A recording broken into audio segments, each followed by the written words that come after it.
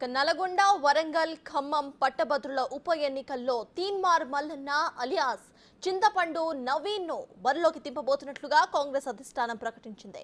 Party ప్రధాన కార్యదర్శి KC Venugopal ప్రకటనను విడుదల చేశారు. గతంలో స్వతంత్ర అభ్యర్థిగా బరిలోకి దిగి పల్లా రాజేశ్వర్ రెడ్డి చేతిలో ఓటమి పాలయ్యారు తీన్మార్ మల్లన్న. పల్లా జనగామ ఎమ్మెల్యేగా గెలుపొందడంతో ఎమ్మెల్సీ స్థానం ఖాళీ అయింది. దీంతో ఉప ఎన్నిక అనివార్యమైంది. అసెంబ్లీ ఎన్నికలకు ముందు తీన్మార్ మల్లన్న కాంగ్రెస్ లో చేరారు. కరీంనగర్ ఎంపీ టికెట్ ఇస్తారని ప్రచారం జరిగినప్పటికీ కూడా దక్కలేదు. తాజాగా పట్టభద్రుల ఎమ్మెల్సీ టికెట్ ఇచ్చింది కాంగ్రెస్. తనకు ఎమ్మెల్సీ టికెట్ ఇచ్చిన సీఎం రేవంత్ ను కలిశారు తీన్మార్ మల్లన్న. కాంగ్రెస్ పార్టీకి మల్లన్న కృతజ్ఞతలు తెలిపారు.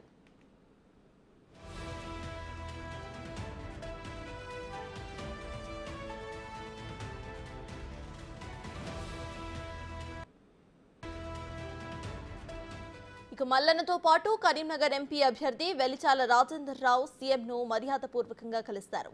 వెలిచాల రాజేందర్ రావుకు పీసీసీ చీఫ్ ముఖ్యమంత్రి రేవంత్ రెడ్డి బీఫామ్ అందించారు.